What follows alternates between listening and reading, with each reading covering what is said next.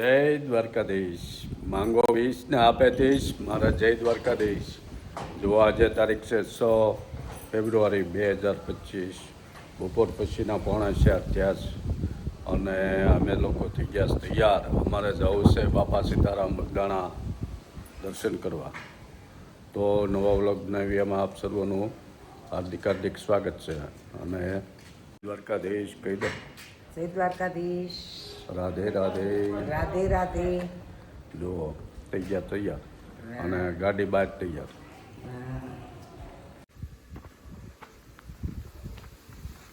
જો જઈશ. જો આપણે બગદાણામાં જઈએ છીએ, રસ્તામાં ઊભા રહી ગયા ભંડારીયા વટેલી હાઈવે ઉપર વાહન પકડાતી બોલસ.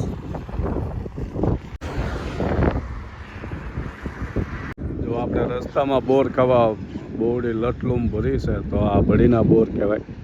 ભડીના બોર ભડી ભંડારીયા ગામ આવે. એ ભડીના બોર બહુ વખણાય છે. તો અહીંયા લાગત આવી બોરીઓમાં બોર જો અહીંથી દેખાય છે. બોર ખાવા ઊભા રહી ગયા. હા ઓહો એટલે દાવીનું બહુ મોટા પાકી ગયા.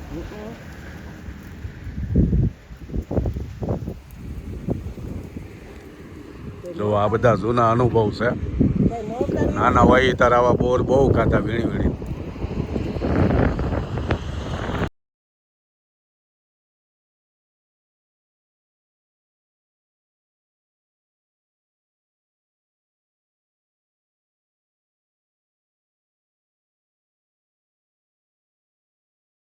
જો આપણે પહોંચી ગયા બગદાણા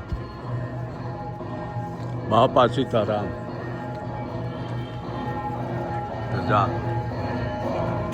આપણે પહોંચ્યા. હજી આરતી ચાલુ થઈ છે. આપણને આરતીનો લાભ મળશે ખરેખર.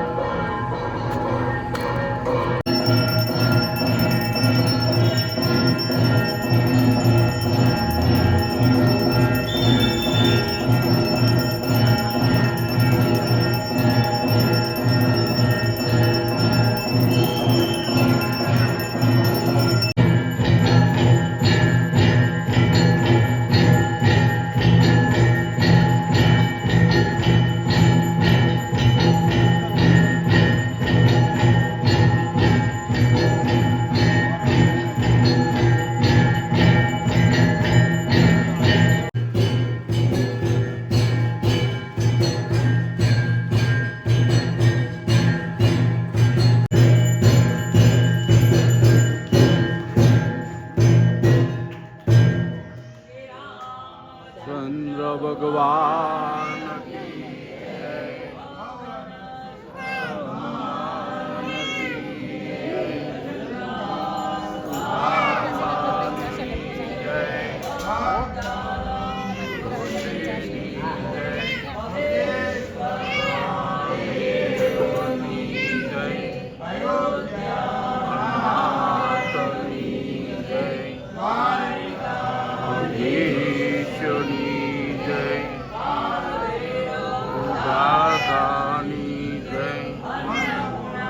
રામ રામ રામ સીતારામ રામ રામ રામ રામ સીતારામ રામ રામ હરે રામ. સરસ મજાનો આરતીનો લાભ મળી જશે.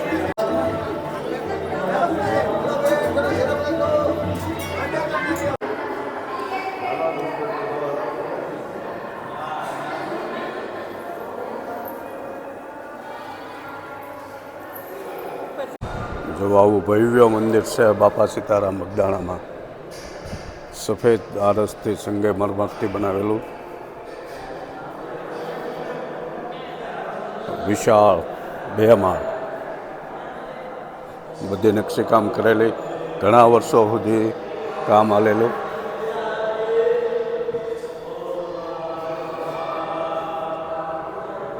ગર્ભગૃહ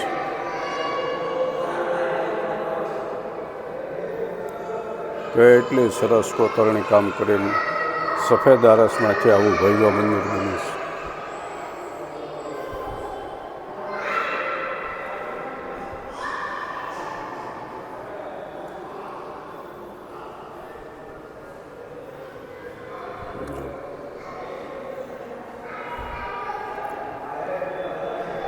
બે બાજુ દાદર છે, એક બાજુ એ લેડીઝ, એક બાજુ જેન્ટ્સ.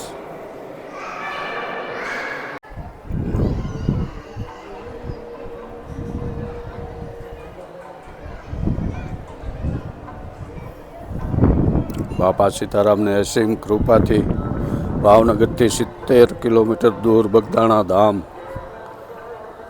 બગડ નદી, બગડેશ્વર મહાદેવ, બગદાણા ગામ ને બજરંગદાસ બાપા એવું સરસ મજાનું તીર્થ સ્થળ બન્યું.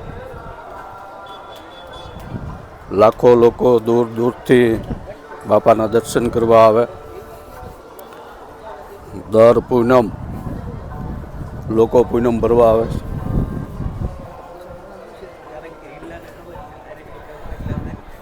જો આવી બધી કોતરણી સફેદ આરસમાં કરેલી છે. અલગ અલગ બધા ભગવાન માતાજીના મૂર્તિઓ હોય છે.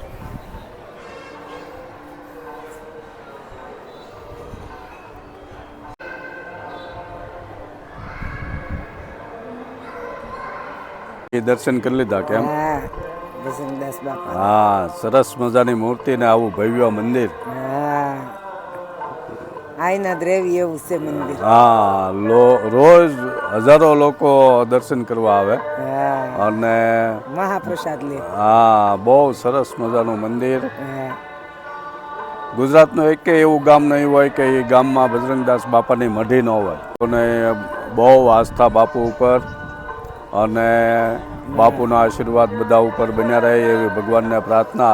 માં અન્નપૂર્ણા માતા છે. જો અન્નપૂર્ણા માને થાળ ધરાવે છે.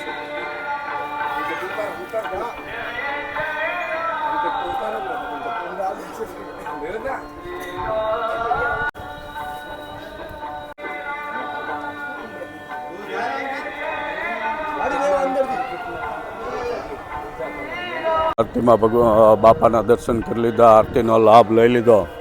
બહુ ભવ્ય આરતીનો આજ લાભ મળ્યો, બહુ મજા આવી. અને આરતી થઈ જાય પછી હરિહરનો હાથ પડે, ભોજનશાળાનો એરો બતાવે છે. લોકો આરતીનો લાભ લઈને પછી ભોજનશાળામાં પ્રસાદ લે. પ્રસાદ અહીંયા આખો દિવસ ચાલુ જ હોય છે. જે કોઈ ભાવિક ભક્તો આવે એને પ્રસાદ લીધા વગર નહીં જવાનું. ચા અને જમવાનું ફ્રીમાં. જો આટલી મંદિરની ઊંચાઈ છે, અહીંથી ચાલુ કરીને એટલે સુધી મંદિરની ઊંચાઈ છે, બહુ ઊંચાઈ. હા, બહુ છે. દાઢો બોલ પવન આવે છે. એમ સાંજે આવ્યા, સાંજે અહીંયા બહુ મજા આવે છે. સાંજે એકદમ સરસ મજાનું વાતાવરણ હોય અને બહુ મજા આવે. જોકે એટલું સરસ છે. ઝાડવા મોટા મોટા, સામેની સાઈડ બધા કોઠારો અને એવું બધું છે. એની પાછળ રસોડું છે અને આવી સરસ મજાની ભોજનશાળા છે. જો સત્સંગ હોલ છે. તો આપણે આવી ગયા ભોજનશાળામાં. જો આવા ડાઇનિંગ ટેબલ છે સ્ટીલના, બેસવાનું ડાઇનિંગ ટેબલ અને એની માથે બેઠા બેઠા જમવાનું. આ ડાઇનિંગ ટેબલ ક્યારથી ચાલુ થયા? દિવાળી પછી 6 મહિનાથી. હો, હાલો ભાઈ આ બાજુ પ્રસાદ લેવામાં. જો તમને બોલાવીને પ્રસાદ જમાડે.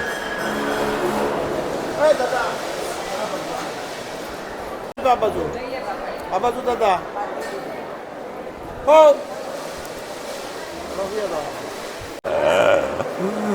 જો આવી રીતનું સરસ મજાનું જમણવાર, એ રીતે આવી રીતનું અન્નક્ષેત્રમાં ફ્રીમાં આવું ક્યાંય જોયું ન હોય.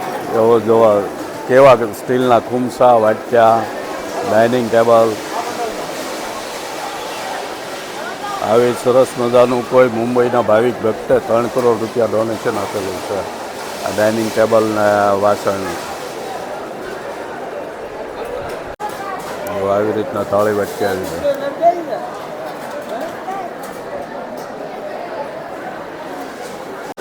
મસ્ત મજાનો પ્રસાદ લેવાની છે આજે.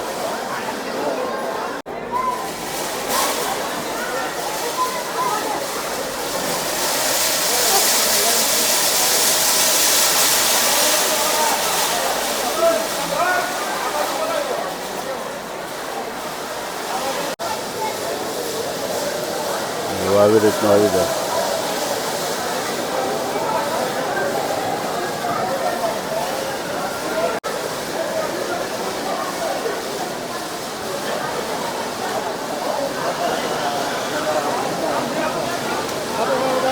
ઓહો.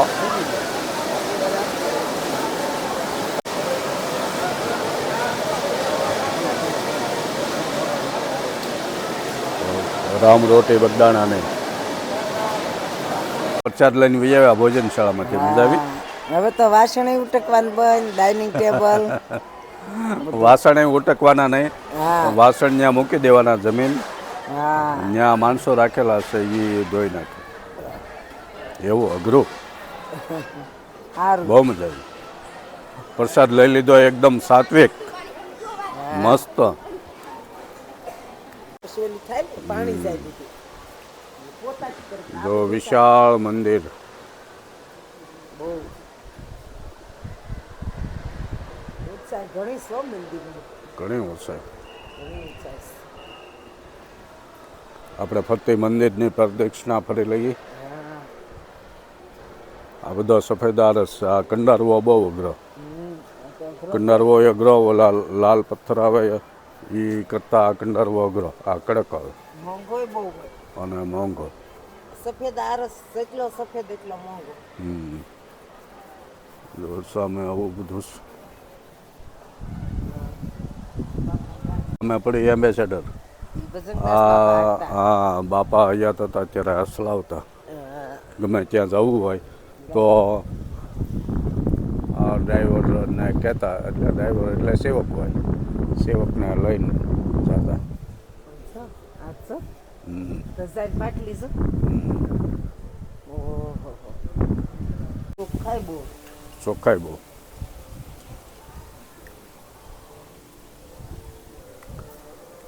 સાંજે આવી એટલે બહુ મજા આવે. કેમ? ક્યાંય ધૂળ ફૂટ ક્યાંય નીકળતા નહીં, બધે માટી કાઢી આજ તો ઠંડી બહુ છે એટલે પવન છે ટાઢો બહુ. ટાઢો બોળ. હા માંદા પડી જાય એવું. હવે આપણે એક સમાધિ મંદિર અને મંદિર ને હવે ધ્યાન મંદિર બે જગ્યાએ જાણ. ગાજી મંદિર પહેલા દર્શન કર્યા, અહીંયા તો પહેલાં પગે લાગી લીધું. ભૈરવ દાદાના કર્યા, અન્નપૂર્ણામાના કર્યા, રામ લક્ષ્મણ. હા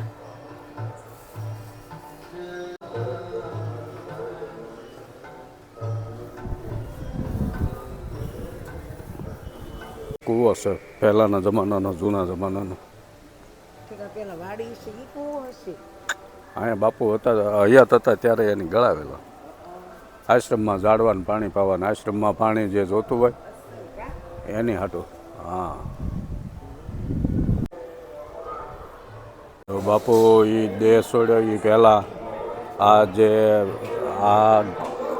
જે સપ્પર છે એમાં બાપુ સામે ઢોલિયો ઢાળીને બેસતા. એ યાદીમાં આ એમનું મંદિર મોટું બન્યું તોય આ જાળવી રાખેલું છે. જો કેવું લાકડાનું બનાવેલું છે, સરસ મજાનું. આ ગાદી મંદિર છે સામે દેખાય. આપણે જે આરતીમાં લાભ લીધો એ ગાદી મંદિર. જો કેવડા જાડા લાકડાનું મસ્ત બનાવેલું છે. એવું આ સમાધિ મંદિર. બાપુ સમય ધ્યાન દીધેલી છે.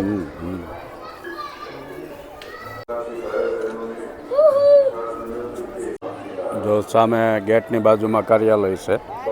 ત્યાં જે લોકોને ડોનેશન આપવું હોય, રસીદ પડાવવી હોય એ ત્યાં હોય છે. જો આરતીનો લાભ લઈ લીધો, ભોજનશાળામાં પ્રસાદે લઈ લીધો અને હવે વાગી ગયા 9 એટલે આપણે હવે ઘરે જવા નીકળીએ. ટાઢો બોળ પવન છે, ઠંડી બહુ છે. હા બહુ છે આજ તો. હા છતાંય ભાવિક ભક્તજનો બહુ છે. હા બહુ માણસો છે. હા અને પ્રસાદ લઈને હવે ઘરે.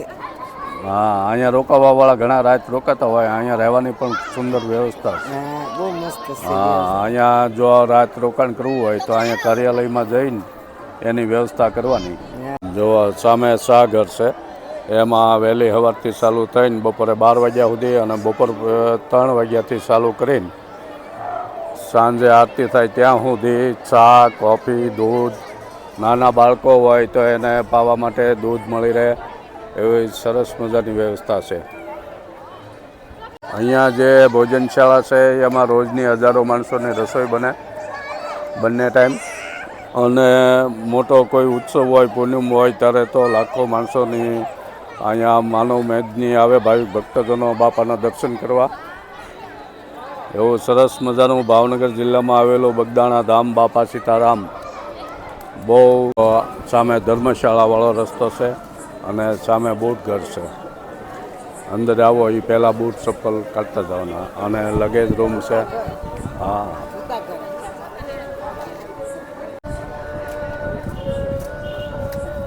અમે શોપિંગ એરિયા છે ત્યાં અહીંયા બગદાણા આવ્યા હોય એની યાદીમાં જે કંઈ ખરીદી કરવી હોય એવી વસ્તુ ત્યાં મળી જાય છે.